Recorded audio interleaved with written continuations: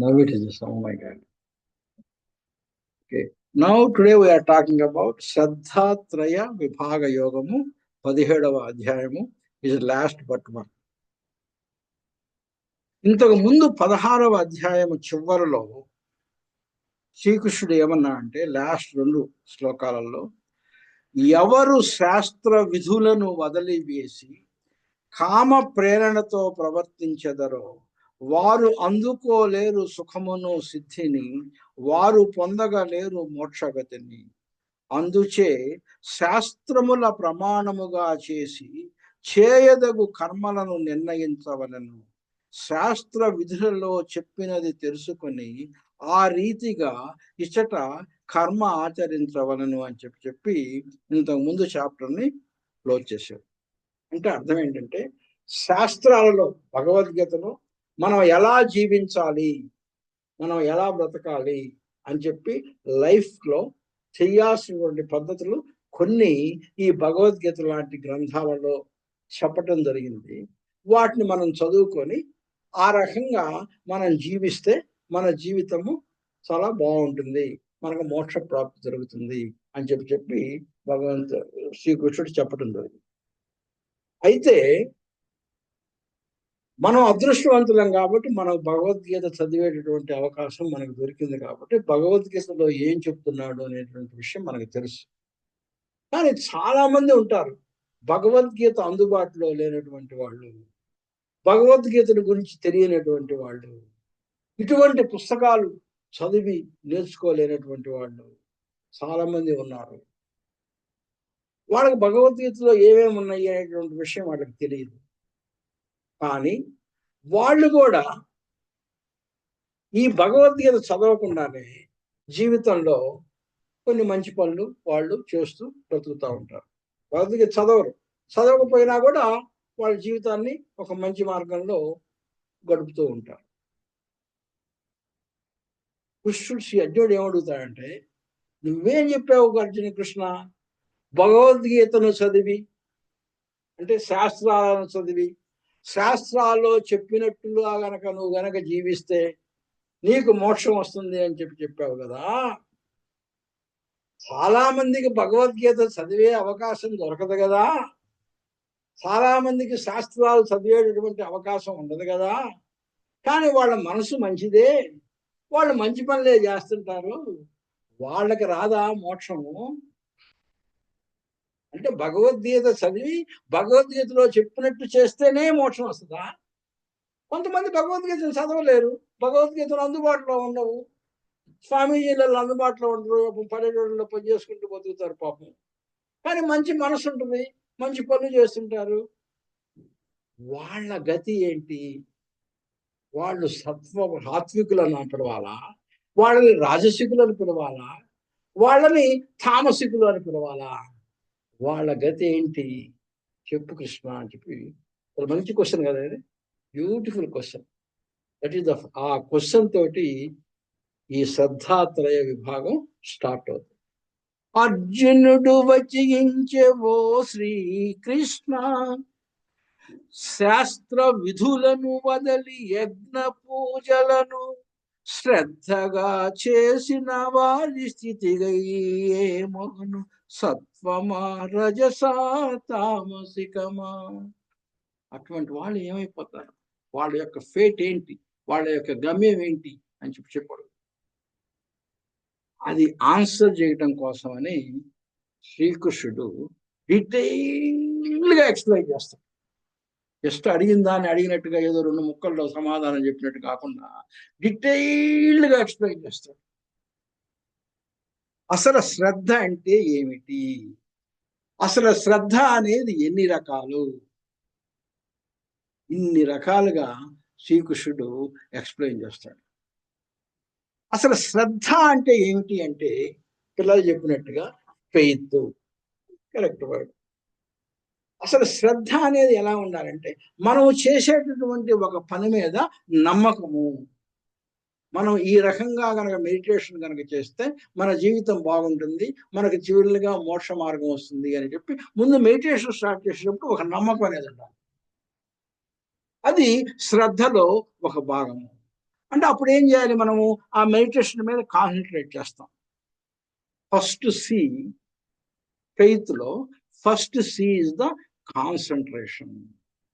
చేసేటటువంటి పని మీద శ్రద్ధ ఉండాలి. నువ్వు చదువుతున్నావు అనుకో, when you do something, you should only study. And you should not study for something for a minute and then play a game and then watch a movie and then study like that. You should not do that.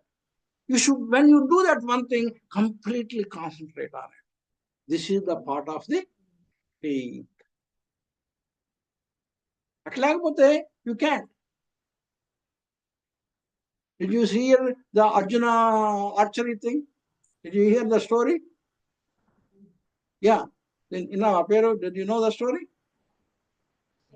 And when Drona wanted to hit Arjuna a bird eye, you hear the story? Yeah. So he should completely concentrate on the eye of the bird. You should not see anything else. And when the others are, I am seeing sky, I am seeing all the tree, I am seeing all the branches, and I am seeing, get out, man. You are not going to hit that bird. Get out. No. I am seeing only the bird. Only bird? No, get out. No, I am seeing the head. Only head? Get out. Then Arjuna comes. Arjuna, what are you seeing? I am seeing only the eye of the bird. Come on, get it, fit it. That is Shraddha. Concentration is the first. There are 3 C's. Shraddha. First is the concentration. Second C ఏంటి? Continuation. అంటే అది ఎలా ఉండాలి? కంటిన్యూస్గా ఉండాలి ఆ concentration. అంటే ఒక 5 నిమిషాలు, suppose when you are driving, you should have the concentration, number one, and also you should have that concentration continuously on the road. If you have the concentration for a second and then go and do this thing and watching this thing, that you will get into an accident. So you should have a concentration and also you should have a continuous concentration. Continuation, second C. Then third one is, and you have to have a faith that you will reach the goal. You have to have that confidence. Then when Arjuna was hitting, you should not, oh, I don't know whether I will hit or not. No, I am seeing anything. You should not do this. You should have complete confidence. Confidence is the third one. And car naduputunnappudu, I don't know whether I will reach there or not.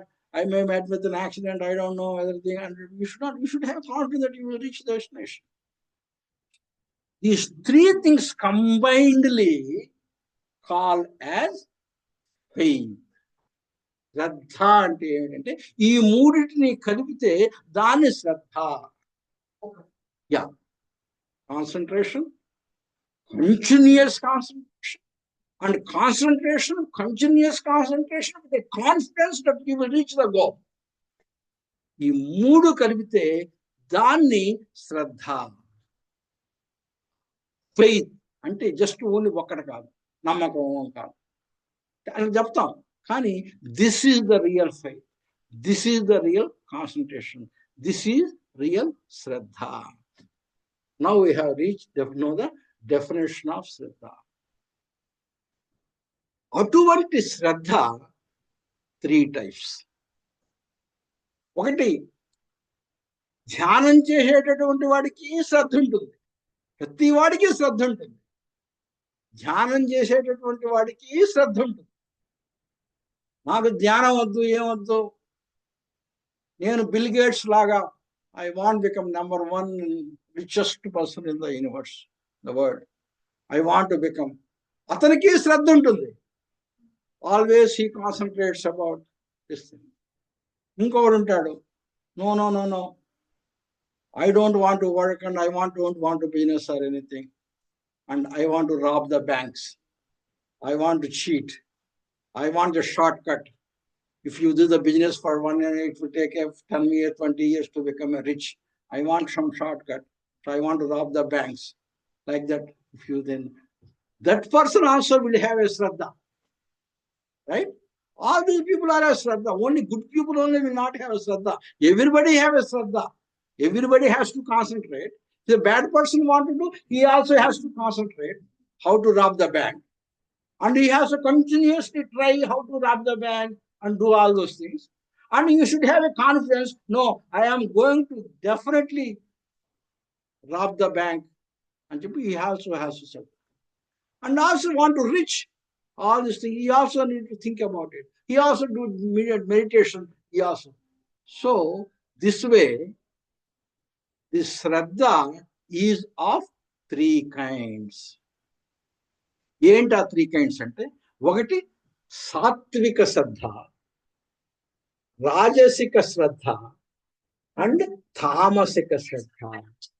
These are the three kinds of Shraddha Srikrishna is explained. సాత్వికులైనటువంటి వాళ్ళు ఏం చేస్తారు?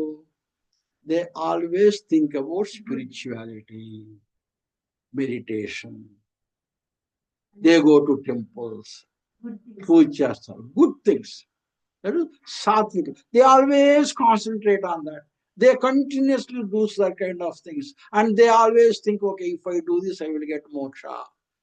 They think like that, sattvic. రాజసికుల వాళ్ళకు కూడా శ్రద్ధ ఉంటుంది. ఏంటి? వాళ్ళని ఎవరు పూజిస్తారు? యక్షులని, రాక్షసులని పూజిస్తారు. యక్షులు అంటే ఎవరంటే తెలుసా? యక్షులు అంటే కుబేర సంతతికి చెందినటువంటి వాళ్ళు. People will have a lot of money. They like this money. రాక్షసులు అంటే ఎవరు? ఈ మనీ సంపాదించిన వాళ్ళు ఏం చేస్తారు? యక్షులు చేసుకెళ్ళి ధనం బ్యాంకులో పెట్టేస్తారు. బ్యాంకులో డబ్బులు మూలుగుతూ ఉంటాయి. దాని దగ్గర ధన భాండాగారాన్ని మూలుగుతుంటాయి. ఈ రాక్షసులు ఏం చేస్తారు? ఆ గేటు దగ్గరుండి ఆ మనీని ఎవరు తీసుకెళ్లకుండా కాపలా కాస్తుంటారు రాక్షసులు. అందుకని వీళ్ళు ఎవరేం చేస్తారు? రాజసికులు యక్షులని, రాక్షసులని. వాళ్ళంటే ఎక్కువ ఇష్టం. కుబేరుడు డబ్బు సంపాదించడం అంటే ఇష్టం. ఆ డబ్బులు ఎట్లా పోకుండా మార్గం ఏంటి? వీటిని గురించి ఎక్కువగా ఆలోచిస్తుంటారు. అది కూడా శ్రద్ధే.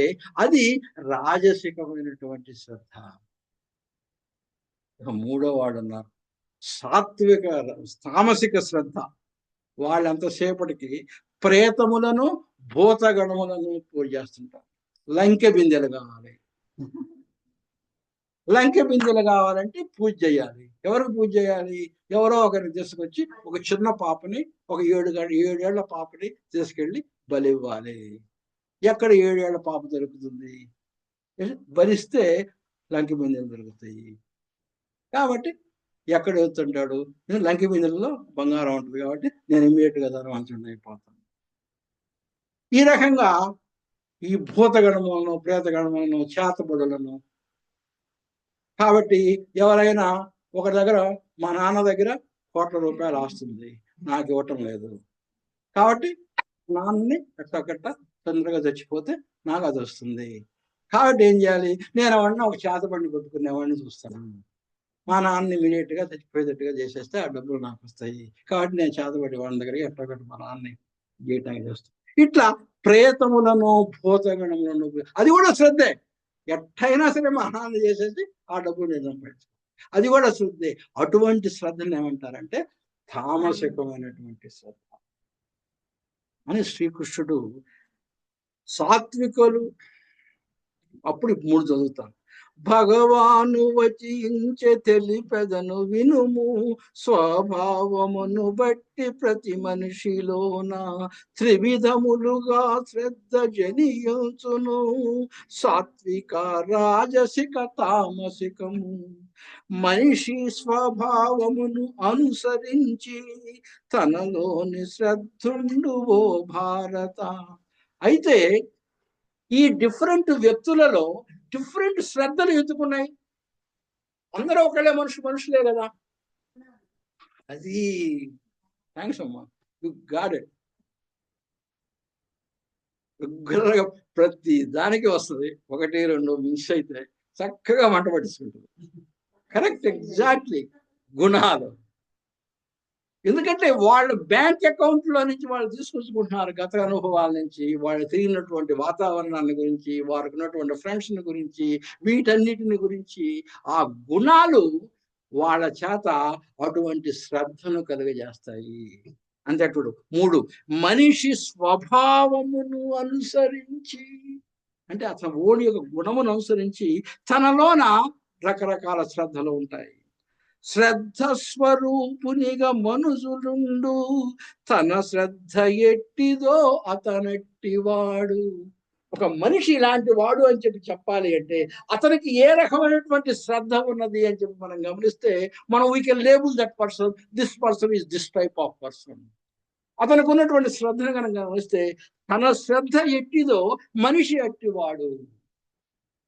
ఇప్పుడు సాత్వికులు దేవులను పూజిస్తారు, సాత్విక శ్రద్ధ కలిగినటువంటి వాళ్ళు.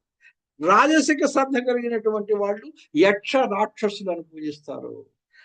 తామసికులైనటువంటి శ్రద్ధ కలిగినటువంటి వాళ్ళు ప్రేతములను భూత గణములను పూజిస్తారు. ఇంకా తామసికమైనటువంటి వాళ్ళు ఇంకేం చేస్తారో కూడా చెప్తున్నాడు. అశాస్త్ర విహితమైన, శాస్త్రంలో చెయ్యకూడదు అని చెప్పినటువంటి పనులన్నీ వాడు చేస్తారు. అశాస్త్ర విహితమైన వాడు చేసే పనులు ఎట్లుంటాయో తెలుసా, ఘోరమైనటువంటి అట్రాషియస్ థింగ్స్ చేస్తారు వాడు. చంపటం ఇట్లాంటి పని కూడా చేస్తారు. తపములను సలుపు పొద్దుగూకులు అదే విధంగా తపస్సులాగా చేస్తారు వాళ్ళు, తపస్సు చేస్తారు. అలా చేయటానికి కారణం ఏంటంటే కామము, వాళ్ళల్లో ఉండేటువంటి ఆ విపరీతమైనటువంటి కాపం, అటాచ్మెంట్, రాగముల ప్రభావముల చేత వాళ్ళు ఏం చేస్తారు, ఈ రకంగా ఆస్తులన్నీ అన్యాయంగా సంపాదించి డంబమును, అంటే ఉన్నది లేనిది ఉన్నట్టుగా చేసేస్తూ అహంకారం, నేనే గొప్పవాడిని అని చెప్పి ఈ రకంగా ప్రవర్తిస్తారు. అది కూడా కాకుండా వాళ్ళు ఏం చేస్తారో తెలుసా, శరీరములోని ఇంద్రియ సమూహములను, ఈ శరీరములోని స్థిరమైన నన్ను కృషింపచేయుచు తపస్సు చేయు అవివేకులు వారు అసుర స్వభావులు. వాళ్లే కాదు, వాడు ఇంకా ఏం చేస్తారు తెలుసా, వాళ్ళని వాళ్లే హింసించుకుంటూ ఉంటారు. వాళ్ళని వాళ్లే హింసించుకుంటూ ఉంటారు. అంటే వాటి యొక్క ఇంద్రియములు వాళ్ళని, సపోజ్ ఫర్ ఎగ్జాంపుల్ ఏం చేస్తాడు, ఇటువంటి ఘోర పనులు చేస్తాడు, తీసుకెళ్ళి కంప్లీట్గా మందు కొడతాడు. థింక్ చేస్తారు ఇటువంటి వాళ్ళు. ప్రపోజ్ వారు ఏం చేస్తారు, suppose you might show heard some stories. జగన్ని వాళ్ళ తాళం చంపినటువంటి వాళ్ళు ఏం చేస్తారు, ఎవరన్నా మర్డర్ చేయాలంటే ముందు ఏం చేస్తారు తెలుసా, మర్డర్ చేయబోయే ముందు first they will go and drink, పూర్తిగా తాగేస్తారు. That was the first thing that do a murderers. కిరాయి గుండాలు ఎవరన్నా ముందు మనం చంపాలి అంటే వాళ్ళు ఆ పని చేయబోయే ముందు they will go and drink, పూర్తిగా దాన్ని డ్రింక్ చేస్తారు. ఎందుకు, యాక్చువల్గా వర్క్ చేసేటప్పుడు దే షుడ్ నాట్, వాళ్ళకు ఇంటలెక్ట్ కానీ ఏదన్నా ఒక పాప భీతి అవన్నీ ఏదన్నా వెనక సడన్గా కనుక వస్తే అంత దూరం పోయిన తర్వాత ఆ పని చేయకుండా కనుక పోయారనుకో పట్టుకుంటారు, చించుకుంటారు, చేసుకుంటారు. కాబట్టి అవేమి ఉండకూడదు, దానికోసం ఫుల్గా డ్రింక్ చేస్తారు. డ్రింక్ చేస్తే ఏమవుతుంది, వాళ్ళ కళ్ళకి ఇంకేమి కనిపించవు, కళ్ళు బయలుగా ముత్తాయి అంటారు, చెవులకి ఏమి కనిపించవు, ముక్కులకి వాసనకి ఇంకేమి కనిపించదు. వాళ్ళ మనసంతా మొత్తం కూడా చేసిన పని చేయాలి చేయాలి చేయాలి చేయాలని చెప్పి చూస్తారు. ఆ లోపల నేనున్నాను, ఎట్లా ఇంటెలిజెన్స్, ఒక ఇంటలెక్ట్ రూపంలో నేనున్నాను, నన్ను కూడా పట్టించుకోరు, నన్ను కూడా చేసేస్తారు. చేసేసి చివరికి ఆ అవివేకులు ఇటువంటి పనులు చేస్తారు. కాబట్టి అటువంటి వారి యొక్క శ్రద్ధ తామసికమైనటువంటి శ్రద్ధ అని చెప్పి శ్రద్ధను 3 రకములుగా విభజించి శ్రీకృష్ణుడు చెప్తున్నాడు. అయితే ఈ శ్రద్ధ దేని గురించి వస్తుంది, ఇందాక మనం చెప్పినప్పుడు గుణాలను బట్టి వస్తాయి అని చెప్పుకున్నాం. గుణాలు ఎట్లొస్తాయి, మన తినేటటువంటి ఆహారాన్ని బట్టి. ఆహారం అంటే ఓన్లీ నోటితో తినే ఆహారమేనా, కాదు. ఈ పంచేంద్రియాల మొత్తంతో కూడా మన ఆహారం లోపలికి వెళ్తూ ఉంటుంది. పళ్ళు ఆహారం లోపలికి వెళ్తూ ఉంటుంది, చెవులు నుంచి ఆహారం, వినికిడి అనేటువంటి ఆహారం లోపలికి వెళ్తుంటుంది, స్మెల్ అనేటువంటి ఆహారం, నాలుక, ఇవన్నిటి నుంచి కూడా ఆహారం లోపలికి వెళ్తూ ఉంటుంది. కానీ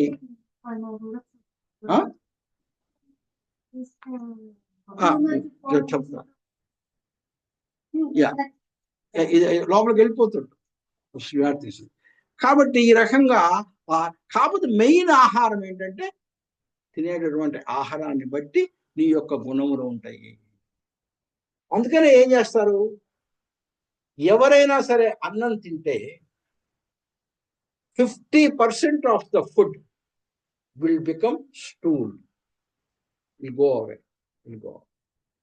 50% of the food will get digested. ఆ 50% లో 25% of the food will become blood. ఇంకా 25% ఉంది. 10% of the food will become flesh. Then 5% of the food will become the mind. That is the reason your mind depends upon what you eat.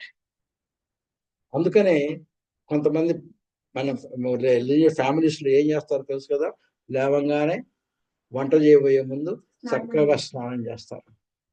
స్నానం చేయబోయే ముందు దేవుడికి aunty అదే పని చేస్తారు, ప్రతిరోజు స్నానం చేస్తుంది.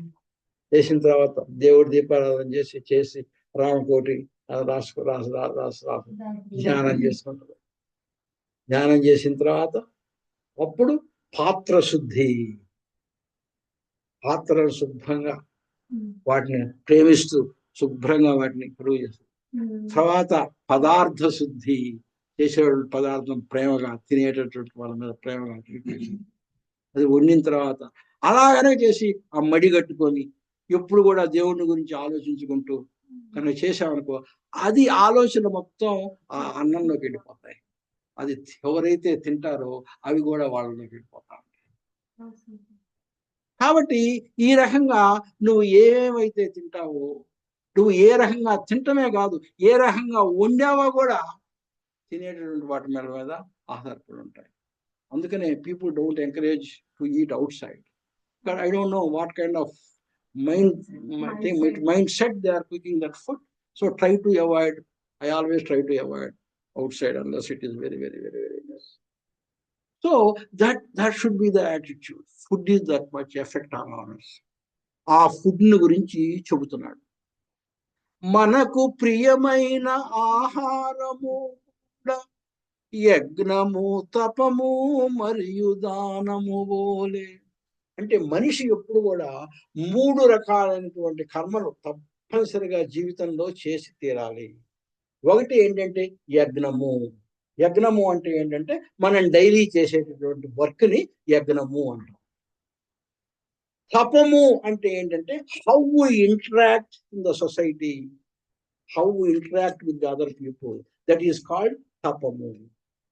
దానము అంటే how you work and what you get and what you give. These are the 3 things that we all will do. We work. By working, what you get and what you give. These are the 3 things that everybody will do in the life.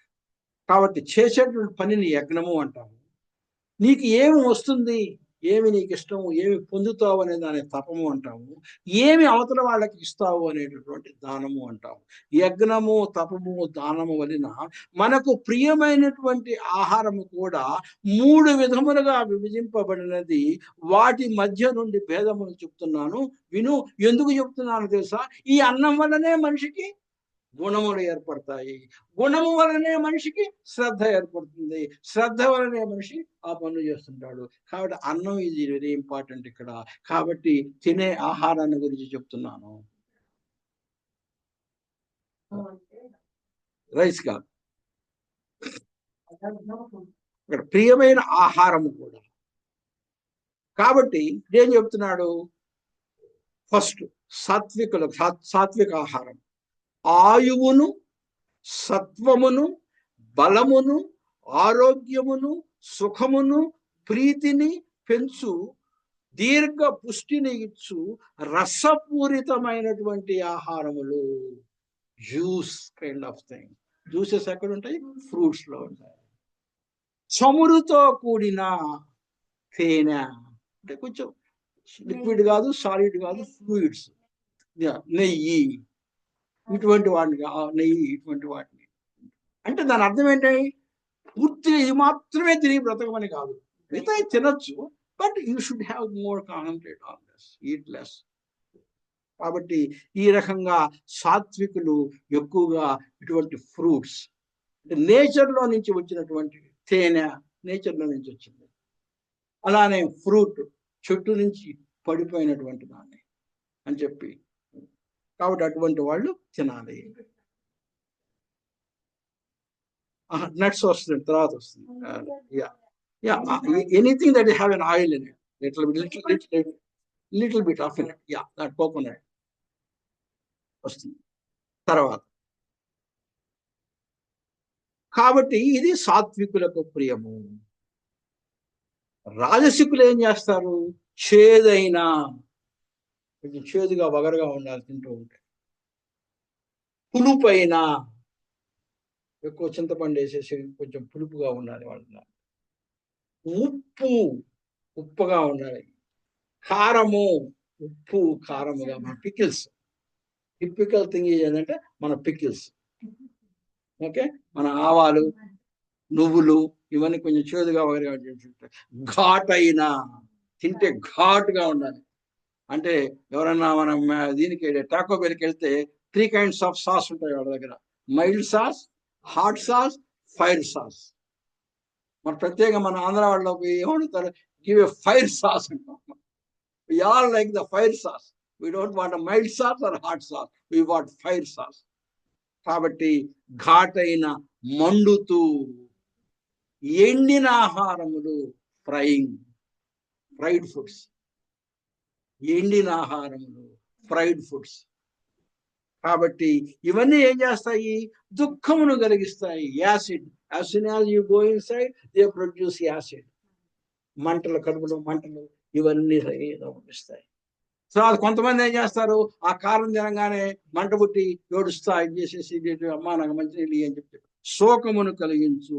ఇటువంటి ఆహారములు రాజసికులకు ప్రియము. మరి ఇటువంటి ఆహారం తింటే వాళ్ళకి రాజసికమైనటువంటి శ్రద్ధ కలుగుతుంది. ఇప్పుడు మూడో దానికి వస్తున్నాడు. తామసికమైనటువంటి వాళ్ళకి ఎలా ఉంటుందో తెలుసా? నిలువయుండిన, రిఫ్రిజిరేటర్లో పెట్టి వండిన తర్వాత 2-3 రోజులు కట్టు పెట్టి తింటాము. That is not good. Even మన పికిల్స్ చేసేసి 2 సంవత్సరాలు, 3 నెలలు, 4 నెలలు పెట్టి తర్వాత కేన్డ్ ఫుడ్.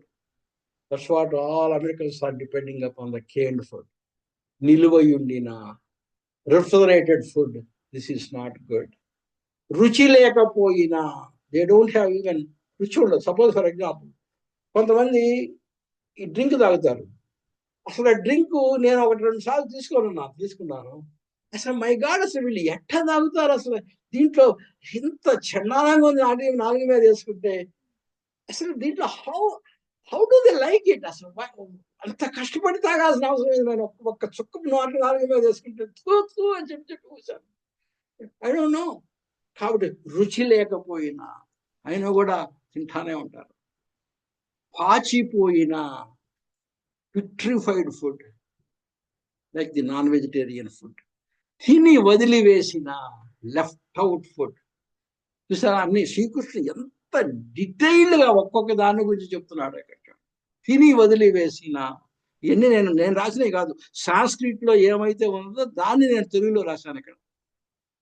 కాబట్టి తిని వదిలివేసిన, మురిగిపోయిన, నాన్ వెజిటేరియన్ ఫుడ్, మురిగిపోయిన, మరియు మలినమైన, అక్కడ పెట్టేసేసి ఏగలు, దోమలు అన్నీ ఏరిన తర్వాత ఆ ఫుడ్ని మనం తింటాం.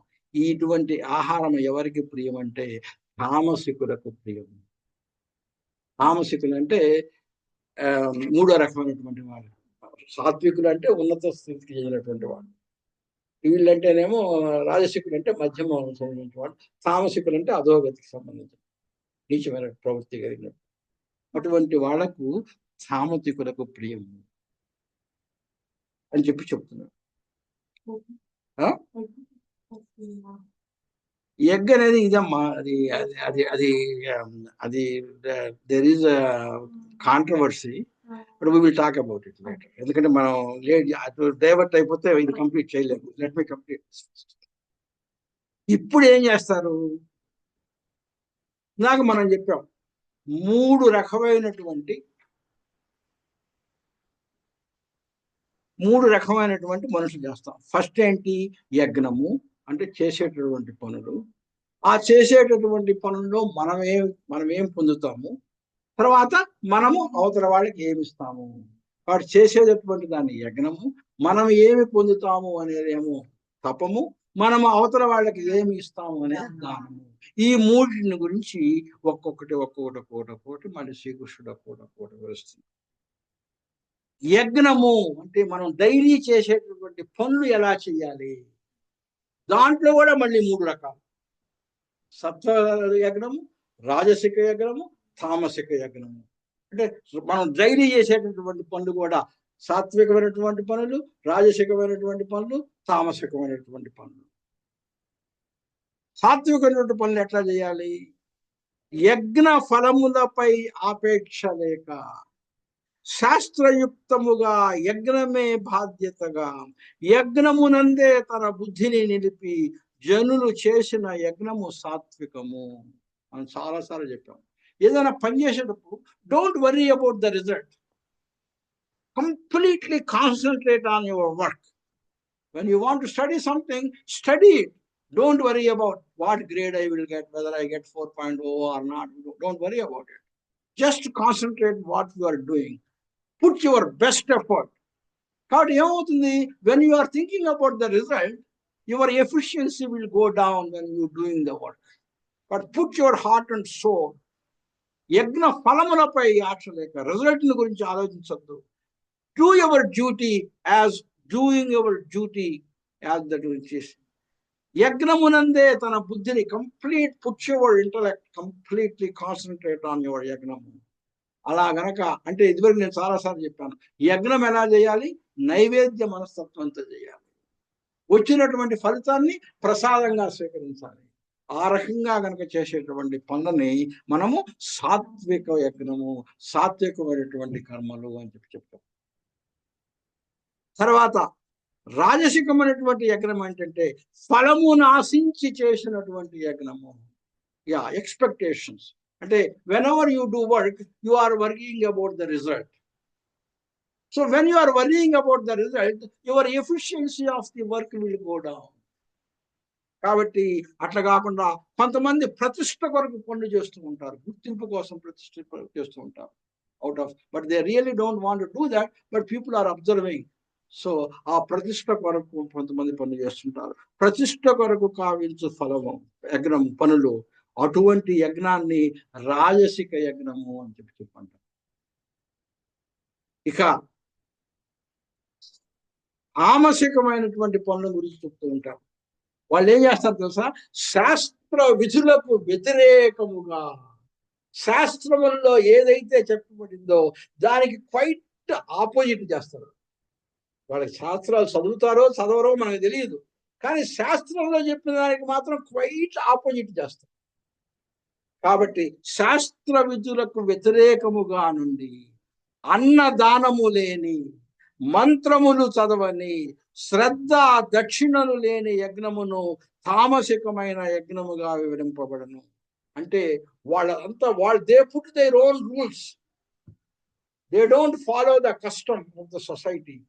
దానికి ది బెస్ట్ ఎగ్జాంపుల్ ఎవరికి చెప్పుకోవాలంటే, I will tell you the best example which comes everything that is mentioned in this thing. Marriage మనం ఎలా చేసుకోవాలి? ముహూర్తం పెట్టుకోవాలి, శుభలేఖలు అభ్యయించుకోవాలి, అందరి యొక్క బంధువులని, సకుటుంబ దాన్ని ఏమని రాస్తాం? బంధు మిత్ర సకుటుంబ సపరివారం మీదగా విచ్చేసి వధూవరులను ఆశీర్వదించి మా సత్కారములను స్వీకరించి మమ్మలను ఆశీర్వదించి మమ్మలను ఆనందింపజేయ ప్రార్థన. ఆ రకంగా మనం ఇన్విటేషన్ పంపించి వచ్చినటువంటి వాళ్ళని ప్రేమగా ఆహరించి భోజనాలు పెట్టి చేసేసి ఆ బ్రాహ్మణ్ణి పిలిచి ఆ బ్రాహ్మణ్ చక్కగా మంత్రాలు చదివి నాది చరామి నాది చరామి నాది చరామి అనే మంత్రాలు ప్రమాణం చేయించి మాంగళ్య దారం చేసినప్పుడు మాంగళ్యం తంతునామి అని చెప్పేసి ప్రమాణం చేయించి ఒకరి నెత్తి మీద ఒకరిని పెట్టేసేసి చేయించి ఇవన్నీ ప్రమాణపూర్తిగా చేసి ఆ బ్రాహ్మణ్ చేసిన తర్వాత ఆ బ్రాహ్మణికి నమస్కరించి వారికి దక్షిణ ఇచ్చి 1,000 రూపాయలు ఇచ్చే దగ్గర 2,000 రూపాయలు దక్షిణ ఇచ్చి ఇలా చేయటం అనేది శాస్త్ర విహితమైనటువంటి కర్మ పెళ్లి. అది శాస్త్రాలు పెళ్లి అలా చేయాలి అని చెప్పి బోధించినాయి. ఇప్పుడు ఏం చేస్తున్నారు కొంతమంది డెస్టినేషన్ మ్యారేజెస్. ఆ డెస్టినేషన్ మ్యారేజ్ ఎవరుంటారు? Wife husband, that's it. ఇంకా కావాలంటే వైఫ్ తరపున వాళ్ళ అమ్మా నాన్న, వీళ్ళ తరపున వీళ్ళ అమ్మా నాన్న, దట్స్ ఇట్. కాబట్టి ఎక్కడికో హవాయో ఎక్కడికో వెళ్ళిపోతారు. వాళ్ళు ఏం చేస్తారు? పెట్టిన తర్వాత బ్రాహ్మణు కూడా ఉండడు అక్కడ. ఎందుకు అనవసరంగా వాడికి మా ఎన్ని దక్షిణలు ఇవ్వటం ఇదంతా కూడా మనం రిజిస్టర్ ఆఫీస్కి వెళ్ళేసేసి రిజిస్టర్ వాడికి ఇచ్చేసేసి declared marriage from now onwards your wife and husband అని చెప్పి రిజిస్టర్ ఆఫీస్లో చేసేసి. కాబట్టి మంత్రము చదవాల్సినటువంటి అవసరం లేదు, బ్రాహ్మడికి దక్షిణ ఇవ్వాల్సినటువంటి అవసరం లేదు, ఎవరికి అన్నాలు కూడా పెట్టాల్సిన పని లేదు. హాయిగా ఈ నలుగురు, వీళ్ళిద్దరు వాళ్ళిద్దరు వీళ్ళిద్దరు 6 కలిపి ఒక రెస్టారెంట్కి వెళ్ళి బఫేలో కూర్చొని తినేసేసి పెళ్ళి అయిపోయిందని చెప్పి ఇంటిపోయి. ఇది ఎగ్జాక్ట్గా వాట్ హి సేస్.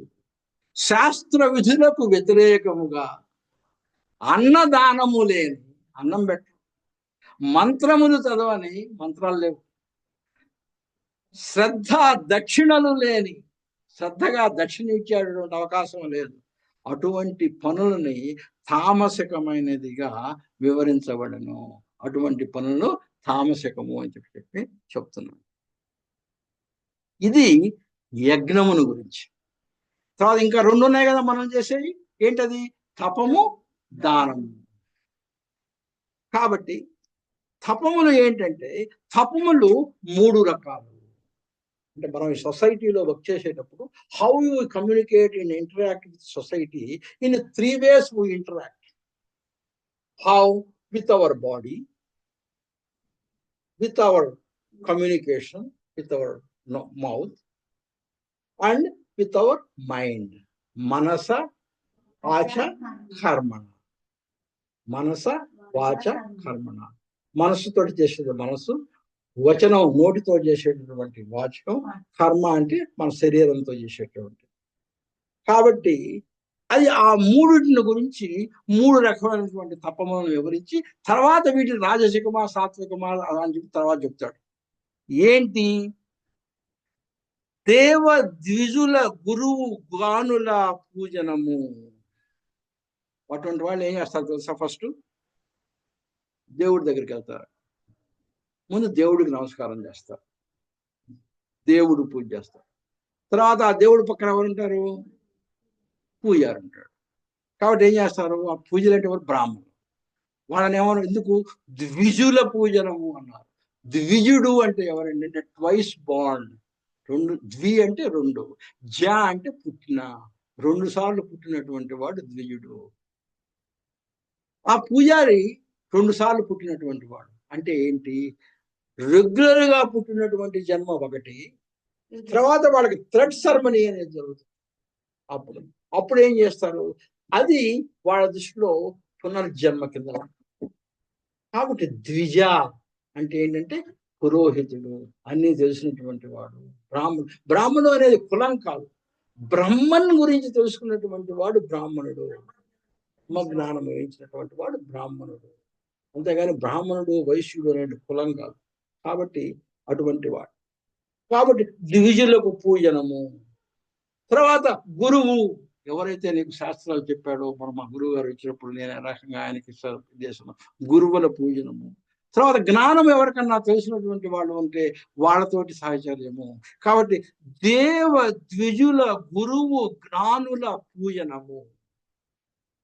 నిర్మలమైనటువంటి మనసు, ఎప్పుడు కల్మషం లేనటువంటి మనసు, నిష్కపట వర్తనము, కపటము లేకుండా, అంటే లోపల ఒకటి మనసు ఒకటి లేకుండా, అహింస, ఎవరిని మనస వాచ కర్మణ ఎవరిని బాధించకుండా, బ్రహ్మచర్యమును పాటిస్తూ, కాబట్టి బ్రహ్మచర్యాన్ని పాటిస్తూ ఈ రకంగా గనక మన శరీరాన్ని గనక చేస్తే వీటిని శరీర తపములు అని చెప్పి తర్వాత వాంగ్మయ తపములు అంటే నోటితో చేసేటువంటి పనులు ఎలా ఉంటాయంటే, పరులను మనసును నొప్పించని పలకు. నువ్వు ఏం మాట్లాడినా కూడా ఎవరికి ఎటువంటి హాని కలగకుండా, ఎవరికి ఎటువంటి నొప్పి కలగకుండా అటువంటి చేసేటటువంటి పలుకు. సత్యము, హితము, ప్రియమైన వాక్కు. ఎప్పుడు మాట్లాడినా సత్యం మాట్లాడుతూ, హితము, ఎవరు మాట్లాడినా కూడా ఎదుటివాడి యొక్క మంచిని ఆశిస్తూ మాట్లాడినటువంటి మార్పు, ప్రియంగా ఉన్నటువంటి మార్పు. తర్వాత స్వాధ్యాయము, ఈ నోటితోటి స్వాధ్యాయము, చక్కటి పుస్తకాలు చదవటం, పత్రిజీ గారు చెప్పినట్టుగా. కాబట్టి ఆ చదివినటువంటి వాటిని నువ్వు అభ్యాసం చేస్తూ, ప్రాక్టీస్ చేస్తూ, ఈ వేదములలో పఠిస్తూ, వేదములో జ్ఞానములన్నీ గనక చేస్తూ, ఈ రకంగా గనక నీ యొక్క నోటిని గనక ఉపయోగిస్తే వాటిని వాంగ్మయ తపములు. తర్వాత మూడో రకమైనటువంటి తపస్సుని చెప్తున్నాడు, మానసిక తపములు. అంటే ఎప్పుడు కూడా మెడిటేటివ్ అనమాట. Talking about meditation. ప్రశాంత మనసును, ఎప్పుడు కూడా మనసుని ప్రశాంతంగా అట్టి పెట్టుకొని, సౌమ్యతత్వమును ఎప్పుడు సౌమ్యంగా అట్టి పెట్టుకొని, ఎక్కువ మౌనంగా ఉండటానికి ఇష్టపడుతూ, ఎప్పుడు కూడా ఆత్మ నిగ్రహము, ఏదన్నా ఆలోచనలు వచ్చినా కూడా ఆలోచనలు నిగ్రహించుకొని మళ్ళీ శ్వాస మీద ధ్యాస నిలుపుకుంటూ, అంతఃకరణలో కాబట్టి ఇన్నర్ యొక్క కోర్లో ఎప్పుడు కూడా క్లీన్గా అటు పెట్టుకుంటూ ఈ రకంగా కనుక ఉంటే దాన్ని మానసిక తపము. కాబట్టి దేహ తపము, శారీరక తపము, వాంగ్మయ తపము, మానసిక తపము, ఈ రకంగా 3 రకాల తపాలు ఉంటాయి. అయితే ఈ 3 రకాలైనటువంటి తపాలలో కూడా మళ్ళీ 3 రకాలుగా విభజిస్తున్నాడు. సాత్విక తపము, రాజసిక తపము, మరి తామసిక తపమును గురించి వివరిస్తున్నాడు. సంపూర్ణమైన శ్రద్ధతోడ. కాబట్టి ఈ మూడు యొక్క తపములు చేసేటప్పుడు సంపూర్ణమైనటువంటి శ్రద్ధ ఉంటూ, ఈ యొక్క 3 రకమైనటువంటి తపన చేసేటప్పుడు వాటికి సంబంధించిన ఫలముపై ఎటువంటి ఆపేక్ష లేకుండా నువ్వు చేయటమే నీకు ఇష్టము అని చెప్పి చేస్తూ, ఈ త్రివిధ విధముల తపములను గనక ఈ రకంగా ప్రతిఫలాపేక్ష లేకుండా గనక శ్రద్ధతోటి గనక చేస్తే అటువంటి తపములను సాత్విక తపములు అని చెప్తాను. అయితే ఈ 3 రకాలైనటువంటి శారీరక తపము, వాంగ్మయ తపము, మానసిక తపములు కొంతమంది ఎందుకు చేస్తారు? సత్కారము పొందుట కొరకు, ఏదైనా మెప్పు పొందటం కోసం, పూజలు అందుకోనుట కొరకు. వాళ్ళకి ఎటువంటి వాళ్ళకి ఏం చేస్తారంటే, గొప్ప అండి వాళ్ళు, మీరు అది ఇది మంచి పనులు చేస్తున్నారని చెప్పి పూజలు అందుకున్నట కొరకు, డంబముతో రికగ్నిషన్ కోసం, షో ఆఫ్ కోసం, ఇటువంటి కొంతమంది ఈ పైన చెప్పినటువంటి 3 తపములను అందుకోసం చేస్తూ ఉంటారు. అంటే వాళ్ళు మౌనంగా ఉంటారు, ఎందుకంటే he want to show off that I'm a big meditator అని చెప్పి ఇవన్నీ చేస్తూ ఉంటారు. కానీ ఆ చేసేటటువంటి మనసులో ఉండేటువంటి ఉద్దేశం మాత్రం వేరుగా ఉంటుంది. కాబట్టి సత్కారము, పూజలు అందుకొనుట కొరకు డంబముతో ఆచరించిన తపములు దృఢమైనవి కావు, స్థిరమైన కావు. ఇటువంటి వాటిని రాజసిక తపములు అంటారు. ఈ యొక్క 3 తపములను ఇంకొక రకంగా చేస్తారు కొంతమంది. మూఢభావముతో, మూడు భావంతో ఈ వాటిని గురించి ఏమాత్రం ఆలోచించకుండా తనకే పీడను కలిగించుకొనొచ్చు, వాళ్ళకు వాళ్లే నాశనం అయిపోతూ అది కూడా కాదు, వాళ్ళు నాశనం కావటం కాదు, ఇతరులను కూడా నాశనం చేయడానికి చేస్తూ ఇటువంటి చేసినటువంటి తపమును తామసిక తపము అంటారు. దీనికి బెస్ట్ ఎగ్జాంపుల్ ఎవరంటే మన 911 ఈవెంట్. వాళ్ళు ఈ 3 రకమైన ఆ రోజు ఆ ఫ్లైట్ ఎక్కి వరల్డ్ ట్రేడ్ సెంటర్లో ఫ్లైట్ని తీసుకెళ్లి అంతమందిని చంపినటువంటి వాళ్ళు ఈ 3 రకమైనటువంటి తపములు చేశారు. అయితే ఈ 3 రకమైనటువంటి తపములు తామసిక తపములుగా చేశారు. ఎందుకు? శారీరక తపములు. వాళ్ళకు కూడా గురువు ఉన్నాడు. వాడు కూడా దేవ ద్విజుల గురువ జ్ఞానల పూజనము. వాడు కూడా గురువు ఉన్నాడు. ఎవరు వాళ్ళ గురువు? Osama bin Laden. వీళ్ళు గురువులు పూజ చేసినట్టుగానే వాళ్ళు పోయి ఒసామా బిన్ లాడన్ రోజు పూజ చేశారు. కాబట్టి వాళ్ళు తామసికులు అయిపోయారు. అది శరీర కర్మ ఎగ్జాంపుల్. వాళ్ళు కూడా ఏం చేశారు? పరులను మనసును నొప్పించని పలకు, సత్యము హితము ప్రియమైన వాక్కు అమెరికన్ గవర్నమెంట్ని చక్కగా నమ్మించారు. లేకపోతే అమెరికాలో వచ్చి అమెరికాలో పైలట్ లైసెన్స్ తీసుకోవడం అనేది ఎంత కష్టం అంటే they behaved as if like a well behaved citizens. లేకపోతే ఎవరిస్తారు వాళ్ళకి ట్రైనింగ్ ఇస్తారు. ఆ ఆలోచన మనసులో మేము ఈ పని చేయబోతున్నాము అనేటువంటి ఆలోచన ఏ మాత్రం బయటికి కనిపించలేకుండా పర్ఫెక్ట్ సిటిజన్స్ ఉండేటట్టుగా ఆ మాటలు మాట్లాడటం కానీ చేయటం కానీ వాళ్ళని చేశారు. కానీ వాళ్ళు కూడా మనసుని ప్రశాంతంగా అట్టుపెట్టుకున్నారు. ప్రశాంతంగా అట్టుపెట్టుకుంటేనే కదా మనసుని మెడిటేషన్ చేసినట్టుగా కాన్సన్ట్రేట్ చేసి దాని మీద అన్ని నేర్చుకుంటున్నారు. కాకపోతే ఈ రకంగా చేస్తూ చివరికి ఎవరికి పీడ కలిగించుకున్నారు? వాళ్ళకే పీడ కలిగించుకున్నారు. వాళ్ళ నాశనానికి ఉపయోగపడినారు. కానీ వాళ్ళ నాశనం వరకే ఉపయోగపడ్డారా? లేదు, ఇతరులను కూడా నాశనం చేయు తపములను తామసికముగా అందించమని. So perfect example. కాబట్టి మూఢభావముతో చేయు తపములను తనకే పీడను కలిగించుకొనుచు ఇతరులను నాశనము చేయుట కొరకు చేయు తపములను తామసిక తపములుగా చెప్పబడును. కాబట్టి ఈ తపం గురించి ఈ రకంగా 3 రకాలు. ఇవన్నీ కూడా చివరికి శ్రద్ధగా దారితీస్తాయి. ఇప్పుడు 3వది ఏంటి మిగిలింది? యజ్ఞం అయిపోయింది, తపం అయిపోయింది, దానము, గివ్ టు అదర్స్. ఈ దానంలో కూడా మళ్ళీ 3 రకాలు చెప్తారు. సత్వదానము, రాజసిక దానము, తామసిక. సాత్విక దానం ఎలా ఉంటుందో చూస్తాం.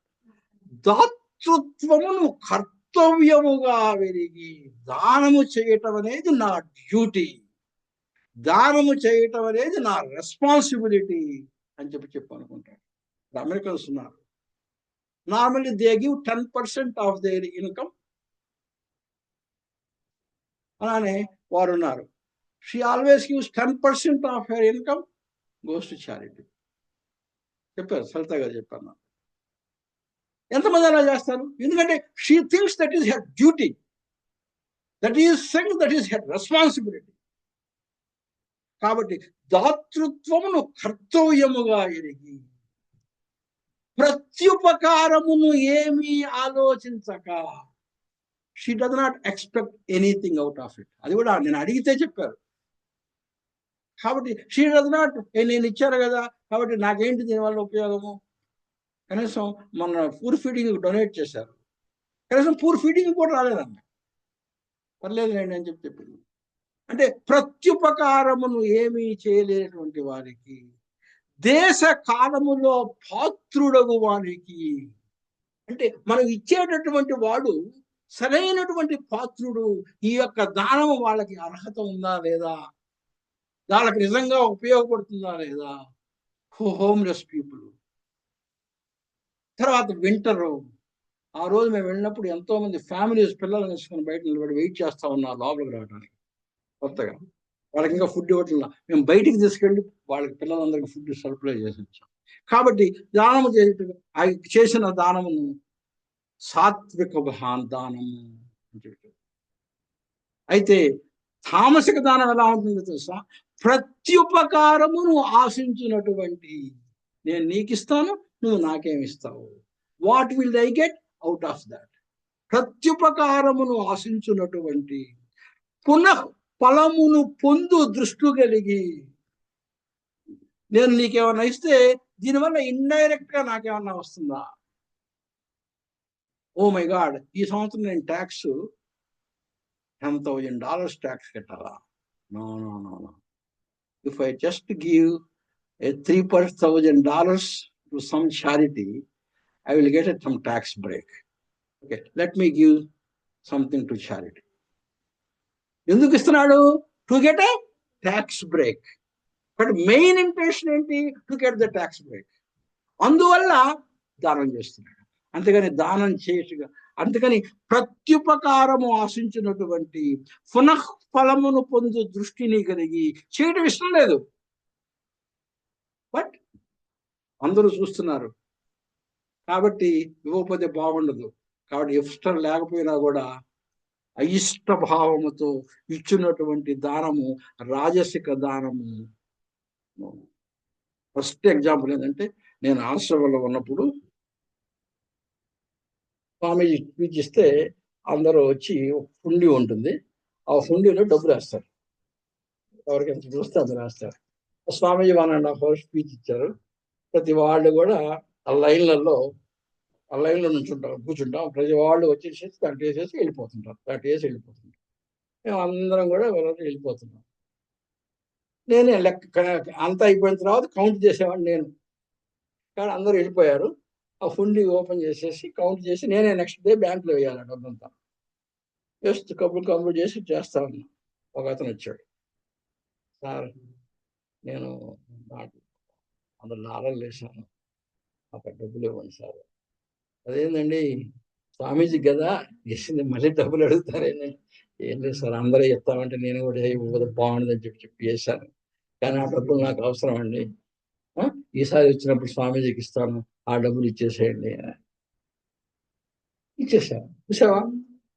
కాబట్టి పునఃఫలం అయిష్ట భావముతో ఇచ్చినటువంటి తర్వాత మా దగ్గర ఒకరోజు ఒక పెద్ద సంవత్సరానికి ఒకసారి ఆగస్టులో మహారుద్ర యాగమం జరుగుతున్నప్పుడు అందరూ చెక్స్ ఇస్తారు స్వామిజీ, పెద్ద పెద్ద చెక్స్ ఇచ్చినప్పుడు ఏం చేస్తారంటే, చెక్ ఇచ్చినటువంటి పేర్లు ఇమీడియట్ గా చదువుతాం, మైకులు చదువుతాం. $1,000 చెక్ ఇచ్చారు, $1,116 ఇచ్చారు, $2,000 ఇచ్చారు, చదువుతాం.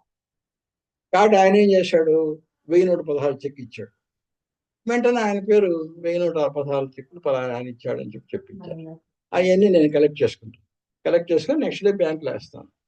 అంతా అయిపోయిన తర్వాత వచ్చాడు నా దగ్గర, సార్ నేను $1,116 చెక్ ఇచ్చాను, ఆ $1,116 చెక్ కావాలి నాకు. అదేంటండి మీరు ఇచ్చారు, పబ్లిక్ గా చదివాము, $1,116 చెక్. లేదండి, $1,116 స్వామీజీకి చాలా తక్కువ, నేను ఇంకా పెద్ద చెక్ ఇవ్వాలనుకున్నాను, కాబట్టి ఆ చెక్ ఇస్తే నేను ఇంటికి వెళ్ళి పెద్ద చెక్ పంపిస్తానండి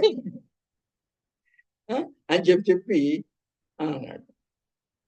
ఏం మాట్లాడతాం, ఇక ఆశ్రమం అనేది అక్కడ మనం తగాదాలు పెట్టుకోలేము. కాబట్టి స్వామీజీకి చెప్పి ఇవ్వాలి, లేకపోతే ఏమి లేదు, $1,000 చెక్ ఏమైంది అని చెప్పి స్వామీజీ అడుగుతాడు. స్వామీజీ చెప్పొస్తారండి అంటే, వద్దండి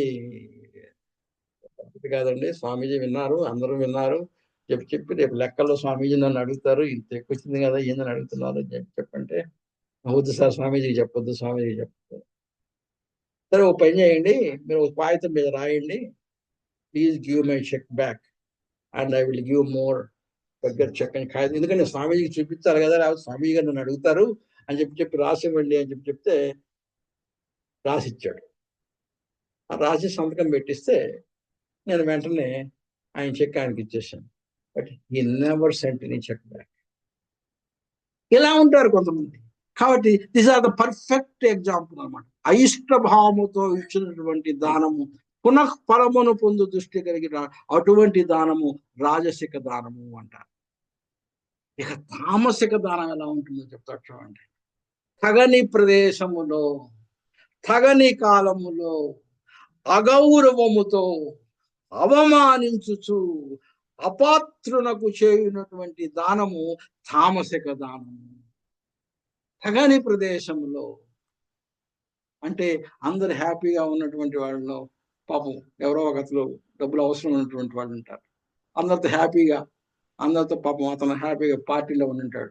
అతని దగ్గరకు వచ్చి ఏ నిన్న నువ్వు నా దగ్గర డబ్బులు లేవు, చాలా ఇబ్బంది పడుతున్నాను అని చెప్పి అన్నావు కదా, ఇదిగో ఈ $1000 తీసుకో అని చెప్పి అందరు వినేటప్పుడు వాడికి ఇస్తాడు. తగని ప్రదేశం, అక్కడ కాదు ఇవ్వాల్సింది, పక్కకి తీసుకెళ్ళి ఇవ్వాలి. వీడు పేరుకోడు కోసం అప్పుడు ఇస్తాడు. తగని ప్రదేశంలో, తగని కాలంలో వింటర్ అయిపోతుంది, వింటర్ కోట్ పని అయిపోతుంది, సమ్మర్ వస్తుంది, ఇంట్లో ఆ వింటర్ క్లాజెట్ మొత్తం ఫుల్ అయిపోయి ఉంటుంది. అందుకని సమ్మర్లో తీసుకెళ్ళి వింటర్ కోట్ దానం చేస్తారు కదా. ఎందుకు? To get rid of that winter coats in the home. కాబట్టి తగని కాలంలో వింటర్లో వింటర్ కోట్ దానం చేయాలి.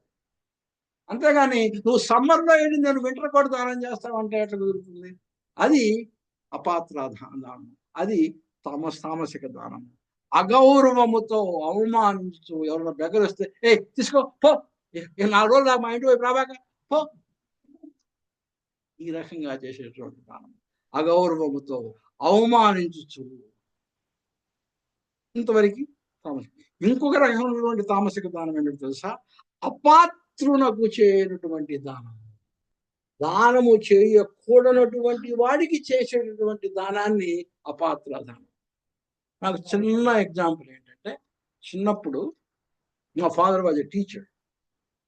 నేను ఒంగోలు రైల్వే స్టేషన్లో వెళ్తుంటే ఒక పెద్ద ఆయన నా దగ్గరకు వచ్చి, సార్ నేను టీచర్ని, పిల్లలందరూ నన్ను ఇంట్లో నుంచి చూసావను కూడా ఆయన్ని,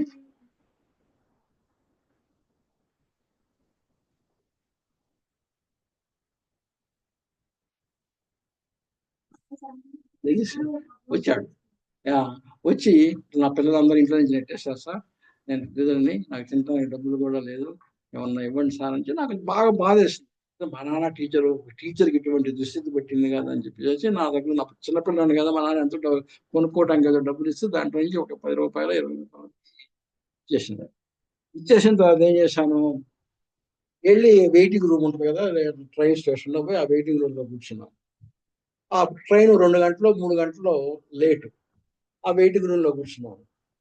ఆ 3 గంటలు అయిపోయేటప్పటికి ట్రైన్ వచ్చి మళ్ళీ వస్తూ ఉంటే, నేను మళ్ళీ ట్రైన్ వచ్చి వస్తూ ఉంటే ఫుల్గా తాగి అసలు ఊగిపోతా. నాకైతే కడుపు మండిపోయింది. మా నాన్న పాప ఏదో కొనుక్కోవడానికి డబ్బులు ఇస్తే ఆ డబ్బులు తీసుకెళ్ళి వీడికి ఇచ్చి, ఇప్పుడు నాకు వచ్చి ఖర్చు పెట్టుకోవడానికి కూడా డబ్బులు లేవు, వీడేమో తాగి ఈ రకంగా చేస్తున్నాడు. కాబట్టి ఇక ముందు అప్పటి డిసైడ్ చేసుకున్నా, ఎవరన్నా అడిగితే డబ్బులు ఇవ్వకూడదు. ఏదన్నా కావాలి, అన్నం లేదా, పోయి అన్నం తిను, అన్నం నీకు ఎంత కావాలి. కాదు బట్టలు లేవా, పద బట్టలు కొనిస్తాను. చెప్పులు లేవా, పద చెప్పులు కొనిస్తాను. కాబట్టి అపాత్రులకు చేయకూడనటువంటి వాడికి చేయటువంటి దానం కూడా తామసిక దానము అని చెప్తుంది. కాబట్టి ఈ రకంగా గనక చేసి, ఇవన్నీ కూడా చివరికి ఏం చేస్తాయి, నీ యొక్క నైజము, నీ యొక్క గుణాల వైపు నిన్ను నెట్టేస్తాయి. ఆ గుణాలు ఏం చేస్తాయి, శ్రద్ధను కలుగజేస్తాయి. ఆ శ్రద్ధ నీ చేత పనులు చేపిస్తుంది. కాబట్టి నువ్వు భగవద్గీత చదివినా చదవకపోయినా పర్లేదు, కానీ అటువంటి శ్రద్ధ కనుక కలిగితే నువ్వు చేస్తావు అని చెప్తున్నాడు. ఇప్పుడు టాపిక్ చేంజ్ చేస్తున్నాడు, కానీ వెరీ ఇంపార్టెంట్. అయిపోయింది ఇంకొక 10-15 minutes. దేవుడికి ఒక పేరు ఉంది. What is the name of the God? దేవుడికి ఒక పేరు ఉంది. ఆ పేరు మనందరికి ఏముంటుంది? ఒక ఫస్ట్ నేమ్ ఉంటుంది, ఒక మిడిల్ నేమ్ ఉంటుంది, ఒక లాస్ట్ నేమ్ ఉంటుంది. అందరికి దేవుడికి కూడా ఫస్ట్ నేము, మిడిల్ నేము, లాస్ట్ నేమ్ కాదు. మన ఇష్టం. అందుకనే మనకి ఇష్టం వచ్చినట్టుగా అది ఇక్కడ ఇప్పుడు నేను చెప్పింది సత్ చిత్ ఆనందం. సత్ ఫస్ట్ నేమ్, చిత్ ఆనందం. ఇక్కడ ఇంకో రకం. దేవుడు రకరకాల పేర్లు ఉంటాయి, ఒక్కొక్కరు ఒక్కొక్క రకం. కానీ ఇక్కడ నీకు శ్రీకృష్ణుడు ఏం చెప్తున్నా అంటే ఇంకొక పేరు చెప్తున్నాడు దేవుడికి. ఓం తత్ సత్. ఓం is the first name, తత్ is the middle name, సత్ is the last name. దేవుడి యొక్క పేరు ఓం తత్ సత్. వీటికి ఇంపార్టెన్స్ ఏంటి? ఫస్ట్ నేమ్ ఎప్పుడు ఉపయోగిస్తాము, మిడిల్ నేమ్తో ఎప్పుడు పిలుస్తాము, లాస్ట్ నేమ్తో ఎప్పుడు పిలుస్తాము, అసలు ఆపోజిట్ గా దేవుణ్ణి ఎట్లా పిలుస్తాము అని చెప్పి ఎక్స్ప్లెయిన్ చేస్తున్నాడు. ఓం తత్ సత్ అనేటటువంటి వేద సభ్యుడు త్రివిధములైన బ్రహ్మ నిర్దేశము, 3 రకాలుగా బ్రహ్మన్ని మనం పిలుస్తాము. నిర్దేశం అంటే పిలుస్తాము కాబట్టి ఓం తత్ అని పిలుస్తాం. కాబట్టి ఈ ఓం తత్ అనేటువంటి వేద శబ్దములు బ్రాహ్మణ వేదములు మరియు యజ్ఞములు పూర్వము వీటినే సృష్టించబడినవి. అంటే ఎలా అంటే ఓం, ఓం అనేటటువంటి దాన్ని ప్రణవనాదము, ప్రణవము అంటాం. The very first thing that came is ప్రణవ శబ్దం, ఓం. ఆ ఓంలో నుంచి మొత్తం సృష్టించబడింది. అలాగే ఓం అనేటటువంటి దానికి సర్వ సృష్టి యొక్క గాడ్ అని అంటాము. జి అంటే generator, O is an organiser, D is a destructor. పిల్లలు చెప్పుకున్నాం. దీంట్లో కూడా మనం ఓం అని చెప్పి పలికినప్పుడు ఈ 3 కూడా మనకు కనిపిస్తాయి. ఓం అంటే ఓం కాదు, ఇదిగో చెప్పారు ఆ ఉమ్మ 3. ఎప్పుడైతే ఆ అన్నప్పుడు ఒకసారి నోరు తెరుచుకుంటుంది. దాని అర్థం ఏంటి? సృష్టి ప్రారంభమైంది. తర్వాత ఏమవుతుంది? ఊ అన్నప్పుడు కొంచెం మూసుకుంటుంది. అంటే ఊ అనే స్థితి, సృష్టి స్థితి లయ, గాడ్ జనరేషన్ ఆర్గనైజేషన్ డిస్ట్రక్షన్ లయ. తర్వాత అన్నప్పుడు మొత్తం క్లోజ్ అయిపోతుంది. సృష్టి మొత్తం వెళ్ళి ప్రళయం వచ్చేస్తుంది. అది ఓం. మళ్ళీ సృష్టి ఇదైపోయిన తర్వాత, ప్రళయం వచ్చి సృష్టి అయిపోయిన తర్వాత మళ్ళీ ఏం జరగాలి? మళ్ళీ సృష్టి జరగాలి. కానీ వెంటనే జరుగుతుందా? జరగదు. ఈ సృష్టి అంతానికి మళ్ళీ సృష్టి ప్రారంభానికి మధ్యలో ఒక టైం ఉంటుంది, ఒక గ్యాప్ ఉంటుంది. అందుకనే ఓం ఓం ఓం ఓం ఓం ఓం ఓం ఓం అంటారు.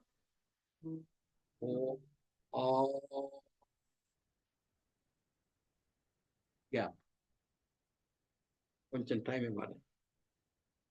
మళ్ళీ అని చదవాలి. అది ప్రాపర్ వే ఆఫ్ రీడింగ్. అంటే సృష్టి స్థితి లయ మధ్యలో గ్యాప్, మళ్ళీ సృష్టి ప్రారంభం. ఇది ఓం యొక్క విశిష్టత. కానీ ఇవన్నీ ఎక్కడ చెప్పింది? మన వేదములలో ఏని చెప్పింది. మనం అందుకనే ఏ పని చేసినా కూడా ఓం అనేటటువంటి పదాన్ని వాడుకొని మనం చెయ్యాలి అని చెప్పి వేదములు చెప్తుంది. అందుకే బ్రహ్మవాదులు ఎల్లప్పుడూ వేద విధానములలో చెప్పినట్టుగా యజ్ఞము చేసిన దానం చేసిన తపఃకర్మలు చేసిన ఎటువంటి ప్రారంభాన్ని కనుక చేసినా కూడా ఓం శబ్దమును ఉచ్చరించెదరు. అందుకని బ్రాహ్మణులు ఏదైనా సరే మంత్రం అందులో ప్రతి మంత్రానికి కూడా బ్రాహ్మణ్ మనకి ఏం చెప్తాడా? అమ్మా ఓం అనుకోండి ప్రతి ఒక్క మంత్రానికి ముందు అని చెప్తున్నాడు. అంటే ఏంటి? ముందు దేవుడి పేరు చదువుకుంటున్నాడు. ఇంకా చెప్పాలంటే అమ్మ అమ్మ అమ్మ అమ్మ అని పిలిచినా కూడా నీకు తెలియకుండానే ఓం ఓం ఓం అన్నట్టుకున్నాను. అందుకని అమ్మ యొక్క పదానికి అంత విలువ ఉన్నది. అమ్మ అంటే ఓం కింద లెక్క అన్నమాట. కాబట్టి అందుకని ఆ ఓం శబ్దమును ఉచ్చరించదు. తర్వాత తత్. తత్ అంటే ఏమిటి? తత్ని ఇంగ్లీష్లో ఎట్లా రాస్తాం? స్పెల్లింగ్ తెలుగులో. సాంస్క్రిట్ లో ఉన్నటువంటి తత్తుని మనం ఇంగ్లీష్లో రాయాలి అంటే ఏమని రాస్తాం? ఇంగ్లీష్లో అమ్మా. తత్ అనే యాక్చువల్ పదాన్ని నువ్వు ఇంగ్లీష్లో రాయాలి అంటే ఏమని రాస్తాం? స్పెల్లింగ్ టి టి టి తత్, టట్ కాదు, తత్. THAT. టాటా అంటే TATA, టాటా గుడ్ బై అన్నప్పుడు. అది కాదు, తత్ థా TH రావాలి, TH రావాలి, THAT తత్ అని రావాలి. తత్ తత్ అంటే అర్థం ఏంటంటే దట్ అన్నర్థం. తత్ అంటే ఏంటంటే దట్ అన్నర్థం. తత్ అంటే అర్థం ఏంటి? పరమాత్మ. దట్ అంటే పరమాత్మ. దిస్ అంటే ఏమిటి? జీవాత్మ. దిస్ అంటే జీవాత్మ. దట్ దట్ అంటే పరమాత్మ. అంటే తత్ అంటే పరమాత్మ. తత్వమసి. This is that. తత్వమసి అంటే ఏంటి? This is that. జీవాత్మ పరమాత్మ. అందుకని ఇదివరకు నేను చెప్పాను, మన యొక్క పూర్ణమదం పూర్ణమిదం పూర్ణాత్ పూర్ణముగచ్చతే పూర్ణస్య పూర్ణమాదాయ పూర్ణమేవావశిష్యతి. Mathematics equation. That is full, this is full, that full, this full came from that full. If you remove this full from that full, that remains is this full. Mathematical equation. Zero. Zero అంటే full అంటే zero. That is zero. Zero అంటే empty అని కాదు, full అని. పూర్ణం. పూర్ణం అంటే full. That is full and this is full. This full came from that full. If you remove this full from that full, that remains is full. Zero ఉందండి, అది zero, ఇది జీరో, ఈ జీరో ఆ జీరోలో నుంచి వచ్చింది. Zero minus zero zero. Mathematical equation, అది మంత్రం. సో అదిగా సత్. తర్వాత ఈవెన్ మన గాయత్రి మంత్రం, దాంట్లో కూడా తత్ అనేటటువంటి పదం వాడుతుంది. కాబట్టి తత్ ఈస్ వెరీ వెరీ వెరీ అంటే ఎప్పుడు కూడా నువ్వు వివిధ యజ్ఞ దాన తపకర్మలను ఆచరించేటటువంటి వాళ్ళు ఎప్పుడు కూడా ఈ తత్ మోక్షాన్ని పొందాలి అనుకునేటువంటి వాళ్ళు ఈ తత్ శబ్దాన్ని ఎక్కువగా వాడుతుంటారు. కాబట్టి ఈ తత్ యొక్క ఇంపార్టెన్స్ అది. ఓం తత్. ఫస్ట్ నేమ్ గురించి ఎక్స్ప్లెయిన్ చేశాడు, మిడిల్ నేమ్ గురించి ఎక్స్ప్లెయిన్ చేశాడు. ఇప్పుడు ఏం చేయాలి? లాస్ట్ నేమ్ గురించి ఎక్స్ప్లెయిన్ చేస్తుంది. సత్ అంటే ఏమిటి? ఈ సత్ అనేటటువంటి పదం ఎప్పుడు వాడతాం మనం? సత్ కార్యము, సత్ సంగము, సత్ చరిత్ర, సాయిబాబా చరిత్ర, సత్ చరిత్ర, సత్ జన సాంగత్యము. సజ్జన సాంగత్యం అంటే ఏమిటి? సత్ జన సాంగత్యము, సత్ సంగము. అది ఏదైనా సరే మంచి ఫలాన్ని ఇచ్చేది. కాబట్టి సత్ భావము, సద్భావము, సత్ ప్రవర్తన. కాబట్టి ఏదైనా సరే ఒక మంచి ఫలితాన్ని ఇచ్చేటటువంటి గురించి చెప్పినప్పుడు నువ్వు సత్ అనేటటువంటి మాత్రాన్ని సద్భావం అంటే డివైన్. ఆ సత్ అనేటువంటి శబ్దం ఎందుకు వాడతామంటే ఇట్ ఇస్ ఎ డివినిటీ, అది డివినిటీని చేస్తుంది. అందుకనే సత్ సంగము అని చెప్పి. కాబట్టి సద్భావమును మరియు సాధుభావమును తెలుపుటకు ఈ సత్ అనే శబ్దాన్ని వాడి తర్వాత పదాన్ని చేరుస్తారు మన వాళ్ళంతా కూడా. కాబట్టి ఏదైనా సరే ఒక శుభప్రదమైనటువంటిది కనుక కర్మలను చేసేటప్పుడు ఈ సత్ అనేటటువంటి మాటలు వాడతారు. సత్సాంగత్యము జరుగుతుంది, మంచి కర్మ. సత్సంగం జరుగుతుంది, మంచి కర్మ. సజ్జన సాంగత్యం జరుగుతుంది, మంచి కర్మ. కాబట్టి అలా చేసేటప్పుడు ఇలా వాడతారు. కాబట్టి యజ్ఞ తప్పో దానములలో ఉన్నటువంటి గనక నిష్టను సత్ అనే శబ్దముతోటి వాడతారు. కాబట్టి ఈ క్రియల కొరకు చేయు కార్యములను ఎప్పుడు కూడా సత్ అనేటటువంటి శబ్దములతో పిలువబడుతుంది. అందుకని ఈ రకంగా సత్ అంటే దైవ లక్షణము, దేవుని గురించి గుర్తు చేసుకున్నాడు. కాబట్టి ఓం ఫస్ట్ నేమ్, దాని ఇంపార్టెన్స్ చెప్పాడు. తత్ మిడిల్ నేమ్, దాని ఇంపార్టెన్స్ చెప్పాడు. సత్ అంటే ఏమిటి? లాస్ట్ నేమ్, దాని ఇంపార్టెన్స్ కూడా చెప్పాడు. ఇప్పుడు అసత్ అంటే ఏమిటి? లాస్ట్ క్లోజ్ చేస్తున్నాడు చాప్టర్. సత్ అనేది మన ఆపోజిట్ ఉంది కదా. అసత్ అంటే ఏమిటి?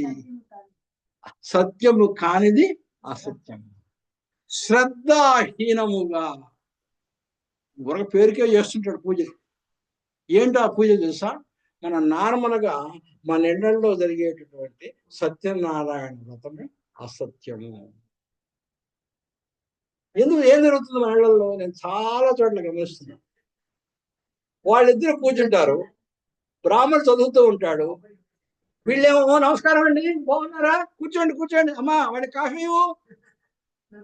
ఈ బ్రాహ్మణుడు చెప్పి చెడిపోతుంది. అసలు చెప్పేటటువంటి దాని మీద, చేసేటటువంటి దాని మీద లగ్నం లేకుండా అసలు ఎందుకు చేస్తున్నప్పుడు సత్యనారాయణ చేసుకోకపోతే ఎవరు చేసుకోమన్నారు? సత్యనారాయణాన్ని చేసేటప్పుడు నిష్ఠగా చెయ్యి, కంప్లీట్ గా కాన్సన్ట్రేట్ తోటి, కంప్లీట్ గా నిష్ఠగా ఆ బ్రాహ్మణుడు ఎలా చెప్తే అలా చెయ్యి, పూర్తిగా మనసంతా చెయ్యి. ఎవరైనా గెస్ట్లు వస్తామంటే ఎవరికి నలుగురు ఐదు కప్ప చెప్పు, వాళ్ళు టేక్ కేర్ ఆఫ్ చేసుకుంటారు. నువ్వు మాత్రం నిష్ఠగా కంప్లీట్ గా ఉన్నది ఉన్నట్టుగా చెయ్యి. అది చేయబాక, ఎందుకంటే అలా చేస్తే నీకు ఫలితం ఉండదు. కాబట్టి అట్లా చేసేటటువంటి దాన్ని అసత్ అంటారు అని చెప్పి నేను చెప్పటంలా, శ్రీకృష్ణుడు చెప్తున్నాడు. Don't blame me. శ్రీకృష్ణుడు ఏం చెప్తున్నాడు చూడండి. శ్రద్ధాహీనముగా చేయు యజ్ఞము. యజ్ఞముగా హీనముగా చేసేటటువంటి పూజ. శ్రద్ధ లేని దానము. ఎవరికైనా దానం చేసినప్పుడు కూడా ఆ వచ్చినటువంటి పూజారికి ఏందండి, మొన్న పూజ చేసినప్పుడు 100 కదా తీసుకుంది, 200 అడుగుతున్నారేంటి? అదేంటి సార్, మీరు కనీసం అరగంట కూడా చేయలేదు, పుని మీరు అంత డబ్బులు అడుగుతున్నారేంటి? అడగకుండా శ్రద్ధ లేని దానమును, తపమును అసత్ అనేటటువంటి శబ్దంతో పిలువబడుతుంది. అది సత్యము. కాబట్టి అలా చేస్తే ఫలము లేదు. నువ్వు ఎందుకోసమైతే ఆ వ్రతం చేస్తున్నావో నీకు ఫలము లేదు. ఎక్కడా లేదు, అక్కడ కూడా లేదు. కాబట్టి నువ్వు చేస్తే పద్ధతి ప్రకారం, శాస్త్రంలో చెప్పిన ప్రకారం కాన్సన్ట్రేషన్ తోటి చెయ్యాల్సిన పద్ధతిలో చెయ్యి, లేకపోతే చెయ్యద్దు. అలా చేస్తే దాన్ని సత్ అంటారు, అలా చేయకపోతే అసత్ అంటారు. అసత్తో చేస్తే ఈ డబ్బులు దండగా తప్పితే నీకు వచ్చేటటువంటి ఫలితం మాత్రం ఏమీ ఉండదు అని చెప్పి ఈ శ్రద్ధ విభాగం గురించి